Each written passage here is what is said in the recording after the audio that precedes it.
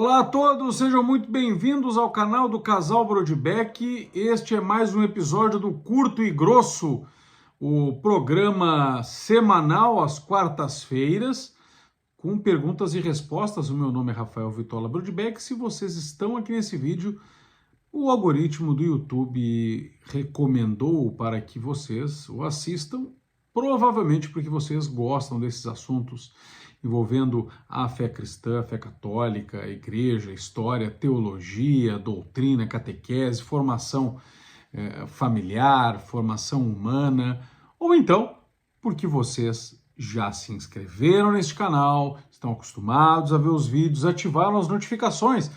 Se é esse o caso, eu agradeço. Se vocês ainda não se inscreveram, ainda não ativaram as notificações, eu convido a que vocês o façam, e o façam agora mesmo, para não perder nenhuma das nossas formações que nós damos gratuitamente aqui no nosso canal. Se vocês querem mais formação ainda, nós temos na nossa comunidade Família Brodbeck, o link está aqui na descrição, assim como também na descrição está mais um conjunto de informações a respeito da nossa peregrinação à Itália, peregrinação da nossa família, eu, minha esposa, nossos 5 filhos, a Maria Antônia, o Bento, a Tereza, a Maria Luísa e o Santiago. Vamos à Itália em julho, em pleno jubileu convocado pelo Papa Francisco. Sairemos de São Paulo ou do Rio. Tem saídas dos Estados Unidos também, procurem aqui com o pessoal da Demarré, o link está aqui embaixo. Vamos para Roma, Assis, Cássia, Lanciano, San Giovanni Rotondo, Perugia, Monte Cassino. Voltamos a Roma. Não é apenas uma viagem, não é apenas turismo, é uma peregrinação.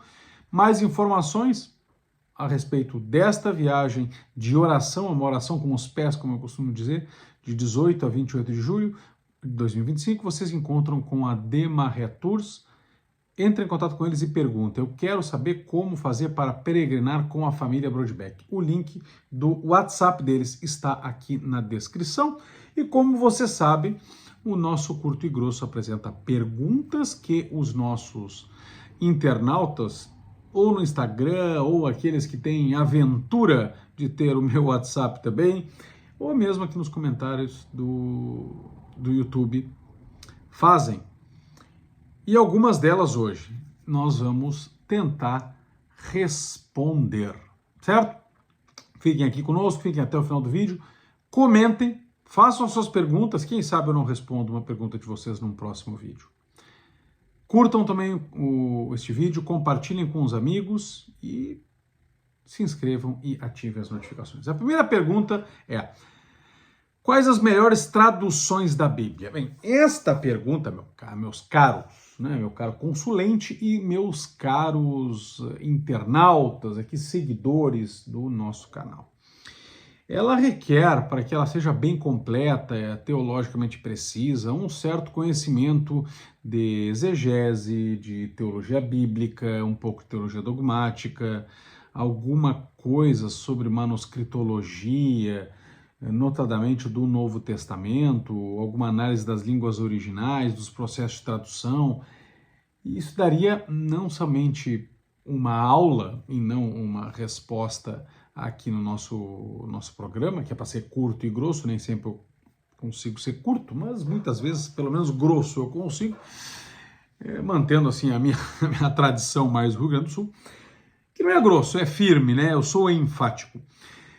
Mas, notadamente, é uma pergunta complexa que demandaria não apenas uma aula, mas um curso inteiro. Um curso inteiro. Mas eu vou procurar responder para vocês dando algumas bases. Bem, nós temos Bíblias, basicamente, que são traduzidas não dos originais, porque os originais, o texto autógrafo lá que Moisés escreveu o Pentateuco, não existe mais. As cartas que São Paulo escreveu, o pergaminho que ele pegou e a tinta que ele usou escrevendo aquela carta, não existe mais. Os evangelhos não existem. Os textos autógrafos, ou seja, os originais mesmo, aquele primeiro texto, que não existe, se perdeu. O que nós temos são cópias nos idiomas originais. Ou seja, nós temos cópias do Antigo Testamento em hebraico, principalmente as cópias do chamado texto dos massoretas, do texto massorético, e do Novo Testamento nós temos cópias em grego, certo? Então temos textos nos originais. Claro, existe também os rabinos lá de Alexandria, traduziram a Bíblia hebraica, inclusive com os livros chamados deuterocanônicos, para o grego. É a versão Septuaginta. Então nós temos nos idiomas originais a Bíblia, em hebraico e o Novo Testamento em grego, e uma versão do Antigo Testamento em grego também. Certo? Inclusive alguns livros do Antigo Testamento nós não temos as cópias em hebraico, só temos elas em grego. Estes são os idiomas originais. O Antigo Testamento em hebraico ou em grego e o Novo Testamento em grego. E desses manuscritos do Novo Testamento em grego, nós temos alguns que fazem parte da família textual bizantina, que é da família 35, do texto majoritário, textos receptus, isso aí nós já falamos em outro curto e grosso, procurem, acho que até o último.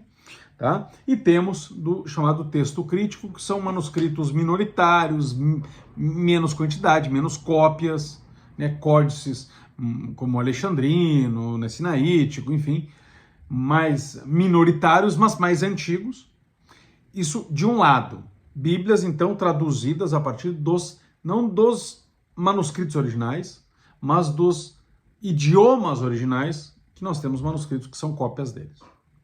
E, por outro lado, nós temos Bíblias que são traduzidas a partir da Vulgata, ou seja, aquela tradução muito antiga que São Jerônimo fez para o latim, do texto hebraico e grego para o latim, a pedido do Papa. Já existia uma versão latina, que era a Vetus Latina, mas tinha algumas imperfeições. São Jerônimo cotejando a Vetus Latina com o Antigo Testamento na língua original e o Novo Testamento na língua original, elaborou a Vulgata, e esta Vulgata por vezes se aproxima no Novo Testamento do texto crítico, por vezes do texto majoritário, Textus Receptus, o que mostra que talvez, muito provavelmente, e isso foi reconhecido pelo Concílio de Trento, quando disse que a Vulgata era a Bíblia autorizada da Igreja, muito provavelmente demonstra que São Jerônimo se serviu dos melhores manuscritos, ou seja, daqueles mais fiéis, mais corretos, mais próximos do original. Porque por vezes ele coincide com um grupo de manuscritos, por vezes com outro. Ou seja, não é porque o texto crítico é mais autorizado ou porque o texto receptus é mais autorizado. Sim, porque o original talvez tivesse algo parecido com um ou com outro. E São Jerônimo aproveitou isso para fazer a Vulgata. Dito isso, nós temos inúmeras traduções em português. Existem traduções protestantes, algumas boas, outras mais ou menos, outras ruins. Eu vou apresentar traduções católicas, mas não vou apresentar todas. Inclusive, acho que vou gravar uma aula especial aqui para o YouTube só sobre traduções bíblicas, certo? Apresentando prós e contras de cada uma das principais em português. Mas eu vou apresentar aquelas que eu mais recomendo em português. Em primeiro lugar, dos idiomas originais, a nossa queridinha Bíblia Ave Maria. Essa aqui é a minha, tá? Esta aqui é a da Aline, tá? Essa aqui é da minha esposa. A Bíblia Ave Maria é a mesma coisa, tá? Só que as capas são diferentes e no lado tá diferente também. Essa aqui é mais dourada, essa aqui é mais rosinha. Eu tenho uma dessas aqui também, com zíper que fecha, mas ela tá em algum lugar por aqui. A que eu tenho usado da Ave Maria é esta aqui, ela é bonitinha, tem essas coisas douradas, é boa para levar, né? Não... Então é a Bíblia Ave Maria, ela tem mapas, tem liturgia no fim, tem as leituras para cada dia do ano, enfim, tá? Ela é a partir dos originais, né? Mediante a versão dos monges beneditinos lá da Bélgica, né? Mas é a tradução dos originais grego, hebraico e aramaico, das passagens que tem em aramaico.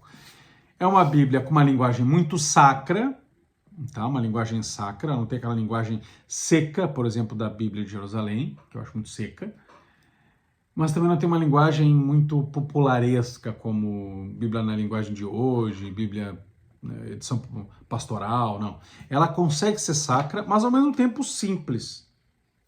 Por exemplo, aqui o Salmo 80. Exultai em Deus, nosso protetor, aclamai o Deus de Jacó, tocai o saltério, vibrai os tímbales, tangei a melodiosa harpa e a lira. Vocês veem, é um português bonito, né? Conjugado na segunda pessoa do plural, que exultai, tocai. Não é vocês toquem, vocês exaltem, não. Né? É um português bonito, mas ao mesmo tempo não é empolado, não é muito estereotipado, não é aquela linguagem de carola. Então ela é uma Bíblia simples, mas ao mesmo tempo elegante, bonita, uma linguagem sacra. As notas não têm muitos problemas, geralmente elas dão uma explicada rápida aqui. Por exemplo, em Mateus 10, 29 fala em asse, né? Mateus 10, 29. Não se vendem 2 passarinhos por um asse? Aí diz, asse, moeda romana de pouco valor. Aqui significa insignificância. Ou seja, são notas que não entram em grandes exegeses, até porque nós sabemos que por conta do modernismo e do excesso do método histórico-crítico, que existe, por exemplo, na Bíblia de Jerusalém, muitas notas são relativistas. A Bíblia Ave Maria não cai nessa. Ela deve ter um ou outro ponto mais histórico-crítico, mais talvez relativista, mas a grande maioria das notas são explicações muito simples. Tá? Exceto, claro, a Bíblia Ave Maria, edição de estudos. Essa eu não recomendo por conta de muito método histórico-crítico e muito relativismo. A Bíblia comum eu recomendo. Gosto do texto, gosto dos recursos, gosto das notas, ela é a partir dos textos originais, dos idiomas originais.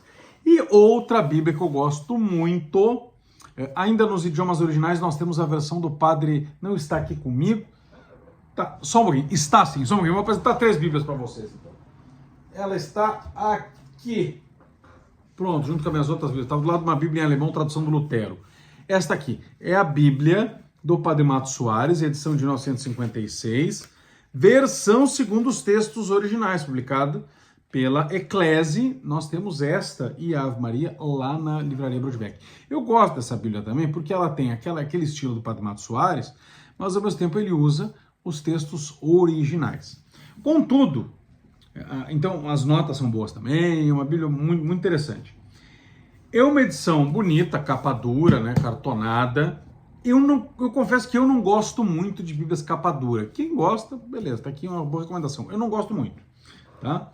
Mas ela mantém a capa da versão clássica do Padre Mato Soares, principalmente a versão portuguesa, tá? Tanto a versão antiga quanto a versão de 56 dos originais. Mas o Padre Mato Soares, antes de fazer essa versão a partir dos textos originais, ele fez uma outra Bíblia, que é de 1920 e poucos, deixa eu ver se tem aqui o ano. Tem aqui o ano? Eu acho que não tem. Tem uma versão de 32, tem várias versões do Padre Mato Soares. 1927. Depois foi publicando 32, 46, até que então ele deixou de publicar esta e começou a publicar esta. Nenhuma dessas é aquela de 56. Essa aqui não é do ano de 56. Tá? É a versão do texto de 56. Essa aqui também não é de 27, é a versão do texto. Tá? São edições recentes. Essa aqui é 2024, essa aqui também 2024 também, ou 25, 24. As duas do ano de 24. Mas são reedições de textos antigos. As duas são do Padre Matos, mas qual é a diferença? Esta aqui é como a da Ave Maria a partir dos idiomas originais. Essa aqui é a partir da Vulgata, São Jerônimo. E a partir da Vulgata, São Jerônimo, nós já podemos ver que é uma tradução de uma tradução. Só que é a tradução de uma tradução muito boa, que é a tradução em latim de São Jerônimo, reconhecida pela Igreja como a versão oficial e autorizada das Escrituras, e São Jerônimo tinha acesso aos melhores manuscritos. De modo que, mesmo sendo uma versão de versão, ela é mais próxima dos originais do que as outras, que são a partir dos idiomas originais. É uma tradução muito boa, as notas são excepcionais, incríveis, não tem método histórico-crítico, é muito ortodoxa, muito fiel, teologicamente precisa, tem notas muito boas mesmo, sabe, explicando alguns detalhes. O texto é elegantíssimo, não é muito complicada, embora seja um pouquinho mais complicado que a da Ave Maria. Mantém a sacralidade, tem um índice bíblico no final muito bom mesmo. Vamos pegar aqui o Salmo 80 que a gente leu antes, né, pela Bíblia Ave Maria. Vamos ver, Salmo 80, era isso que a gente leu? Então vamos ler o Salmo 80 para a gente fazer aquela comparação, certo? Na Ave Maria, vamos voltar. Eu vou ler todos eles pelo Salmo 80, tá? Vou abrir e deixar aberto o Salmo 80 em todas elas. E aqui também, vamos pegar esta Salmo, aqui tem o Salmo 13. Esta Bíblia do Padre Matos Soares, ele faz a numeração conforme o texto hebraico e não conforme o texto grego e latino. Já o Matos Soares, a partir dos originais, usa a numeração do Salmo segundo o texto hebraico. A Ave Maria, embora dos originais, usa o texto, a numeração dos salmos conforme o texto grego e latino e bota entre parênteses o hebraico. E a da Vulgata, do Padre Matos Soares, usa somente o texto grego e hebraico. Tá? Então vamos pegar aqui, vamos ver. O Salmo 80, nesta aqui do Padre Matos Soares, segundo os textos originais, na verdade é o Salmo 81, que é o mesmo das Bíblias protestantes, 81. E aí está entre parênteses, Vulgata 80. Vamos ver como está nesta aqui. Regozijai-vos em Deus, vosso protetor, aclamai o Deus de Jacobe. Tocai o saltério e pulsai o tímpano, a cítara melodiosa e a lira. Na Ave Maria, exultai em Deus, nosso protetor, aclamai o Deus de Jacó, tocai o saltério, vimbrai os tímbalos, tangei a melodiosa harpa e a lira.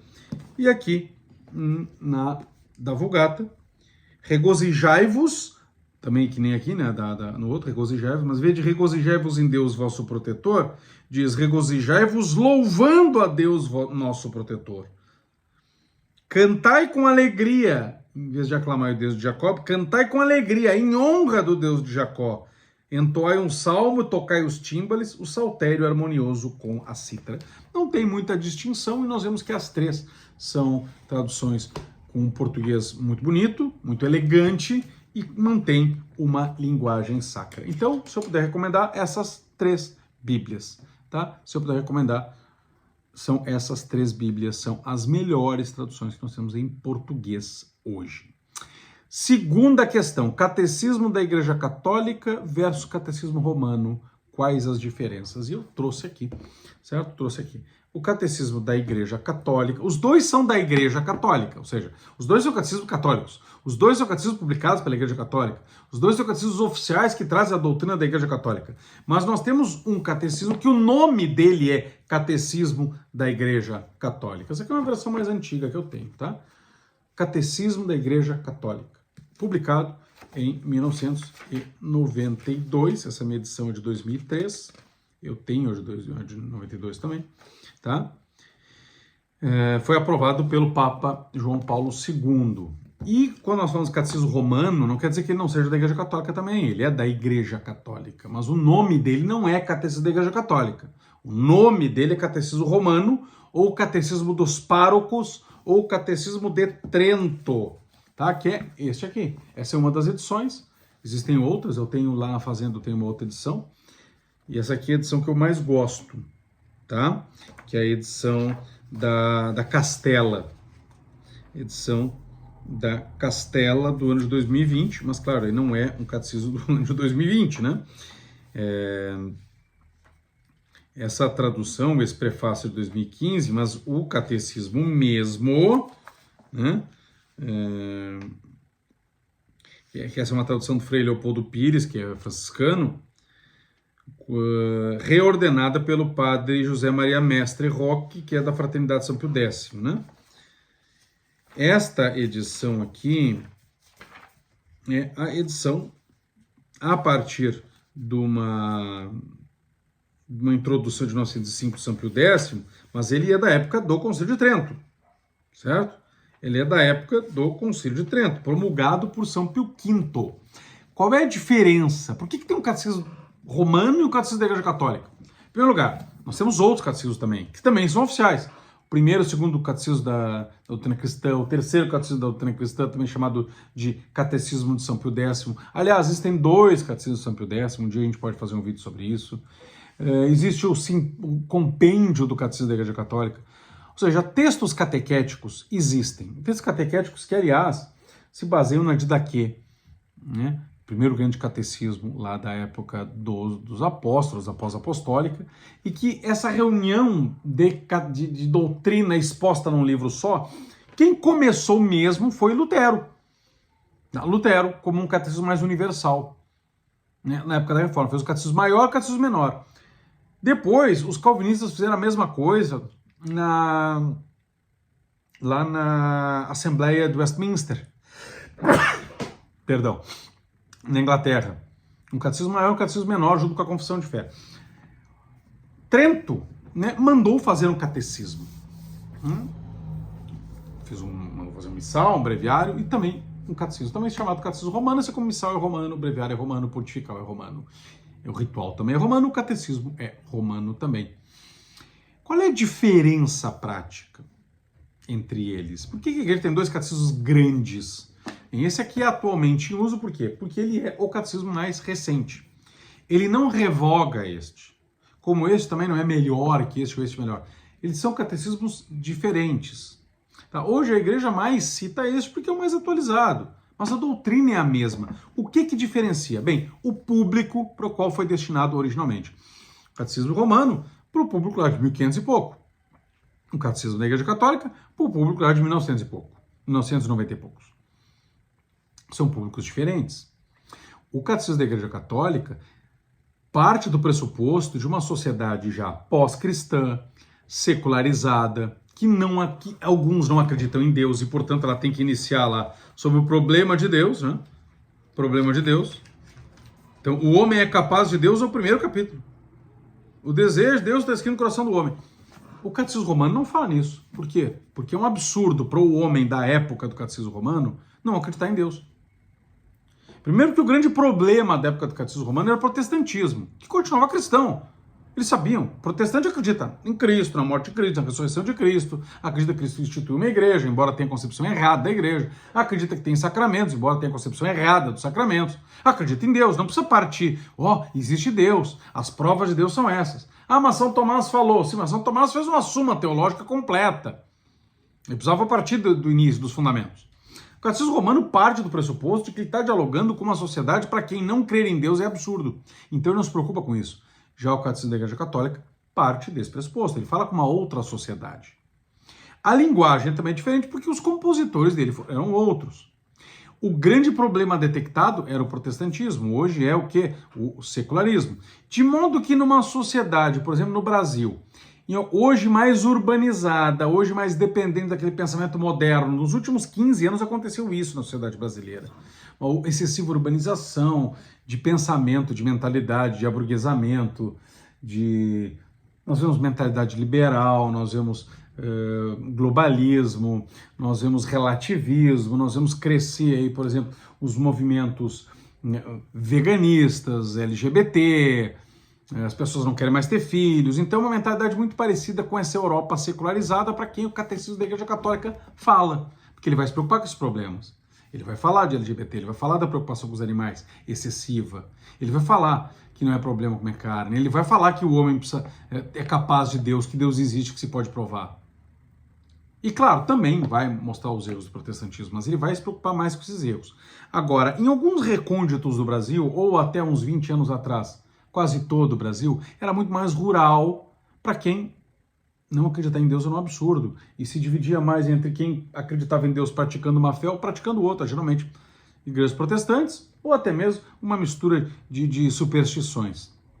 Então, este catecismo era mais importante para esse tipo de pessoas.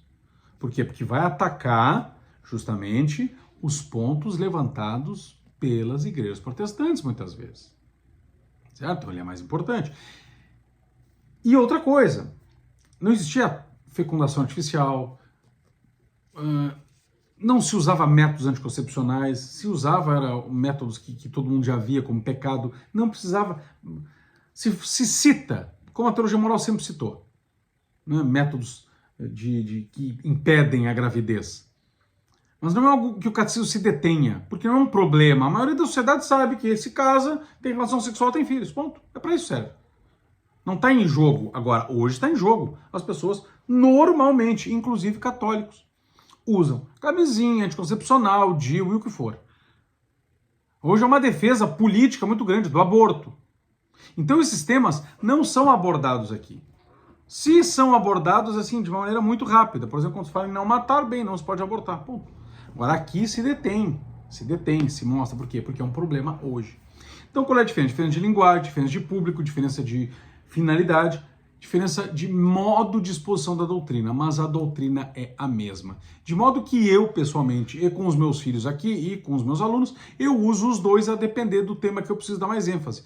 Então, muitas vezes a parte dos sacramentos aqui é muito boa, porque ela pega textos orientais, né, textos dos grandes padres da igreja grega, ela dá uma mística muito boa sobre os sacramentos, uma mistagogia dos sacramentos, leva a uma reflexão espiritual, mística muito profunda, mas nem sempre é tão precisa do ponto de vista canônico. É muito litúrgica também a questão dos sacramentos, explica os ritos, mas não é tão rica do ponto de vista teológico prático, aquele escolástico, né? A matéria é isso, a forma é isso, por aí isso, aquilo, aquele outro. Nisto, o catecismo romano é melhor. Então nós temos o que? Conhecer as fontes da nossa doutrina e assim manejar as armas que a própria igreja nos dá. Terceira pergunta: sexo antes do casamento é pecado? Sexo antes do casamento é pecado? Sim, é pecado. E por quê? Vejam bem, não é porque a igreja é contra o sexo. Se a igreja fosse contra o sexo, então ela seria contra a reprodução das pessoas.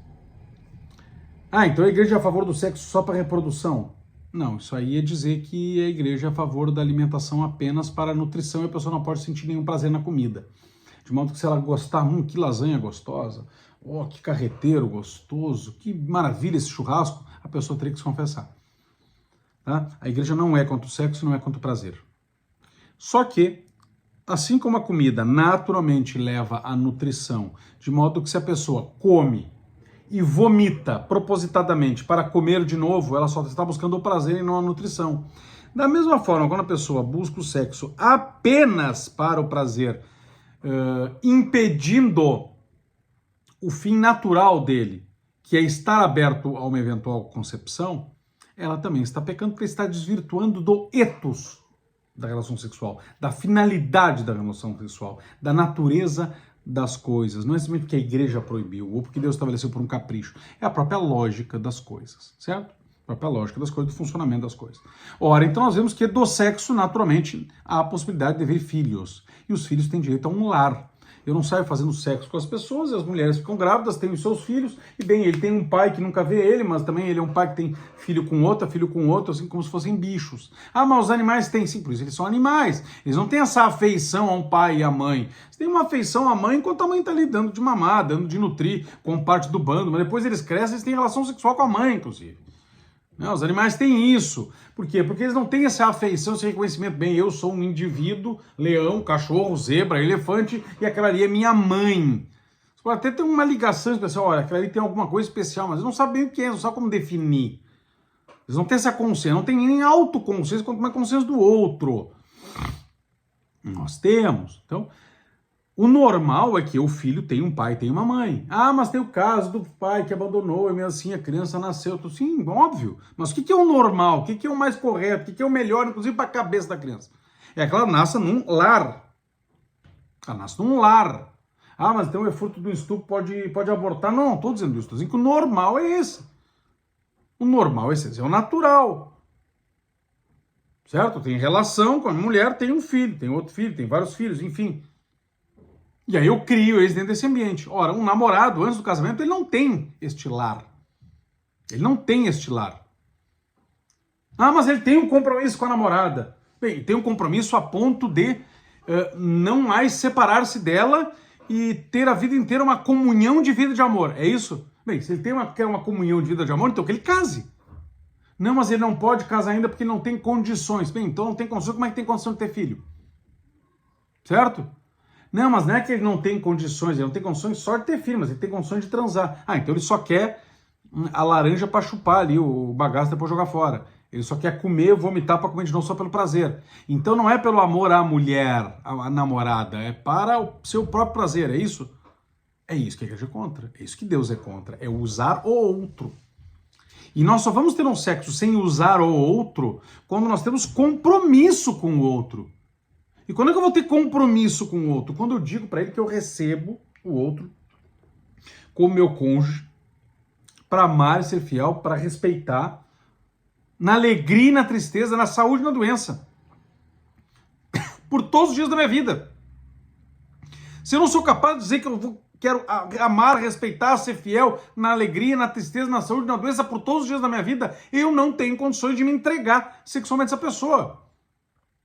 Eu não posso entregar o meu corpo, receber o corpo, se eu não entreguei toda a minha vida, a minha alma, inclusive. Isso é no casamento. Isso é no casamento. Esse é o motivo pelo qual Deus, não é que ele proíbe o sexo no casamento, é que ele estabelece o sexo como parte do casamento. Raciocínio inverso. Por consequência, proíbe o sexo no casamento. Mas não é porque Deus diz, eu vou proibir os solteiros. Não. Ele estabeleceu o sexo como uma finalidade dentro do matrimônio. De modo que usá-lo fora é desvirtuar a sua finalidade. Outra pergunta, o que significa dizer que a graça é necessária para a salvação? Bem, nós somos criados em Adão e Eva na graça. Ou seja, Deus criou o corpo e a alma que são da natureza, não são da sobrenatureza, não são sobrenaturais, são naturais, né? E com essa natureza nós já podíamos ter uma relação com Deus que nós chamaríamos de religião natural. Mas Deus não se contentou com isso e, no momento da criação de Adão e Eva, elevou-os à ordem sobrenatural. Agora sim, não é natureza. Corpo e alma é natureza. Agora é sobrenatureza, é algo sobrenatural. Deus elevou o homem, no momento da sua criação, à ordem sobrenatural. Ou seja, estar acima da natureza. O que está acima da natureza? Deus. Então, Deus elevou o homem a si mesmo. Deus elevou o homem a participar dele. Deus elevou o homem a participar da sua natureza divina. E o fez como? Fazendo com que ele participasse de si mesmo. Mediante o que nós chamamos de graça. A graça criada, então, é um favor divino que eleva o homem à participação nele mesmo, graça incriada. O pecado destruiu isso. O pecado, ele alijou a natureza, mas não destruiu a natureza. Se tivesse destruído a natureza, nós estaríamos mortos. Ele não destruiu a natureza, ele feriu. Mas ele destruiu a sobrenatureza em nós. Ou seja, ele impediu a ação da graça em nós. Nós perdemos a ação da graça. Perdemos, então, a participação em Deus. Por quê? Porque nós recebemos o pecado, uma mancha. Se nós temos uma mancha, nós não podemos ter a santidade de Deus. Porque participar da natureza divina, pela graça, é participar da santidade que Deus comunica dele mesmo a nós, da justiça que Deus tem. Nós não temos justiça por nós mesmos. A justiça original em Adão e Eva era a justiça de Deus comunicada ao homem. A santidade original de Adão e Eva era a santidade de Deus comunicada ao homem, pela graça, pela participação à ordem sobrenatural. Tanto que nós falamos no Glória, né? Só vós sois o santo, só vós o Senhor. A gente reza isso na missa. Ah, mas e São Francisco, e Santo Antônio, e Santa Teresinha, e Nossa Senhora, eles não são santos? Sim, eles são santos, por quê? Pela participação na graça. Ah, mas Nossa Senhora é a mais santa de todas, claro, porque ela tem mais graça. É participação na graça de Deus. Nós somos santos na medida em que Deus comunica a sua santidade a nós. Mas nós perdemos a santidade no pecado, perdemos a justiça original no pecado, na queda. E recuperamos na morte de Cristo na cruz. Cristo veio para morrer por nós na cruz, para reconquistar-nos a graça. E essa graça, que antes da queda era a participação em Deus, agora, porque nós temos, além da perda da graça, também o pecado original, essa mancha que nos afasta de Deus, esta graça agora, conquistada por Cristo na cruz, nos recupera a filiação divina, nos recupera a participação em Deus, nos faz herdar novamente o céu, mas também perdoa o pecado. Então, a graça, antes da queda, não perdoava pecado, porque nós não tínhamos pecado. Ela só nos fazia participar da natureza divina. Agora, nos faz participar da natureza divina e perdoando o nosso pecado. Então, nós não podemos, né, ter a salvação sem a graça, porque nós somos pecadores na nossa natureza, porque a nossa natureza é pecaminosa. Se a nossa natureza é pecaminosa, nós não podemos nos salvar a nós mesmos. Um cego não pode guiar outro cego. É preciso que Cristo, então, nos dê a participação da sua própria santidade, da sua própria justiça. Ele nos faz ser justos pela comunicação da sua justiça, nos faz ser santos pela comunicação da sua santidade. E ele faz isso como? Nos dando a sua graça, a mesma graça que foi dada a Adão e Eva, que foi perdida no pecado e que agora é recuperada para a nossa salvação. A salvação, então, é a participação em Deus com a comunicação da sua santidade e da sua justiça com o perdão dos pecados para que nós não tenhamos pecado e, portanto, possamos ver a Deus face a face. A última pergunta: os sacramentos têm efeito mesmo se o ministro não estiver em estado de graça? Bem, isso remonta àquela heresia antiga do donatismo que infestou o norte da África. Santo Agostinho e São Cipriano tiveram que lidar com ela, né? O donatismo dizia que muitos daqueles que tinham, para evitar o martírio, renegado a fé, teriam que ser batizados de novo, seus sacramentos ministrados enquanto eles estavam em pecado não valiam nada, e portanto, acreditar, e a igreja foi contra, evidentemente, então acreditar que, por exemplo, um ministro não está em estado de graça, quando eu me confesso eu não recebo a absolvição, ou se o ministro não está em estado de graça, o batismo que ele ministra é inválido, ou a Eucaristia que ele celebra, a missa que ele celebra, continua pão e vinho, não se transforma, não se transubstancia em corpo e sangue de Cristo, isso é uma heresia. Por quê? Porque não depende da fé do ministro, depende da intenção dele, mas a intenção está sempre suposta, exceto se ele não queira fazer. Por exemplo, um padre vai dar uma aula de batismo e derrama água sobre alguém, ou melhor ainda, porque se ele fizer, ele não vai fazer isso com uma pessoa que não é batizada, né? Vai fazer isso com um aluno. Mas digamos que ele pega um pedaço de hóstia assim, vai dizer, eu tenho que dizer essas palavras, isto é o meu corpo. Então ele consagrou. Não, ele não teve intenção. Então, tendo a intenção contrária, tá bem, aí não é sacramento. Mas se não tem intenção contrária, se presume a intenção válida. Se ele tem intenção válida, e ele é o ministro válido para aquele sacramento, cada sacramento tem um ministro específico, havendo a matéria e a forma, o sacramento é ex opere operato, ou seja, ele é eficaz por si mesmo. Ele não depende da fé do ministro. Para ser realizado, ele não depende nem mesmo da fé da pessoa que recebe. Não depende da minha fé que Cristo esteja na Eucaristia. Então quer dizer que eu posso comungar sem fé? Não, não posso, porque eu estou comendo a minha condenação, mas é Cristo. É Cristo. Sem fé eu posso ser crismado? Tu vai ser crismado verdadeiramente, o sacramento não vai deixar de existir, mas tu vais recebê-lo em pecado. E ele não vai ter os efeitos. Ele não vai ter os efeitos. Isso quanto a mim, o recipiente. Agora, se o ministro não está em graça, se o ministro não tem fé, se o ministro tem pecado, isso não vai influenciar em nada os efeitos para mim. Por quê? Porque do contrário seria extremamente injusto. Imagina se para a minha santidade, para a minha relação com Deus, fosse necessário que o sacramento ministrado que eu recebesse, que me dá essa união com Deus, que me dá, inaugura a justificação, ou que recupera a justificação, ou que me mantém e aumenta a justificação, se isto dependesse da fé ou da santidade de quem me dá o sacramento, eu estaria ferrado. Então, quer dizer, o padre deveria ser santo, senão eu não seria santo. Eu poderia me condenar ao inferno somente porque o padre está condenado ao inferno. É isso? Isso não é seguro, isso não é justo, isso não é exigível. Então o sacramento ex opere operato não para dignificar um ministro indigno, mas para nos proteger e a nossa santidade do ministro indigno. Espero que tenham gostado do nosso curto e grosso, nem tão curto, mas sempre grosso. Até o próximo vídeo ou áudio. Vocês veem que a gente está colocando áudios aqui também no YouTube. E nós temos também as lives aqui, as transmissões ao vivo. Às vezes vocês estão só na aba vídeos, esquecem de ver as transmissões ao vivo. Foram passadas e ainda estão ali gravadas. E temos os shorts também. Além disso, temos os posts da comunidade. Antigamente era comunidade, agora é posts. A gente tem feito posts ali também. Deem uma olhada, comentem, curtam, deem o seu like. Tá? Tanto nos vídeos aqui, transmissões ao vivo, shorts, posts. Inscrevam-se no canal, ativem as notificações, compartilhem, comentem aqui, deem like, vão conosco na nossa peregrinação com a Demaré Tours para a Itália e assinem a comunidade Família Brodbeck. Um grande abraço e até o próximo vídeo. Fiquem com Deus.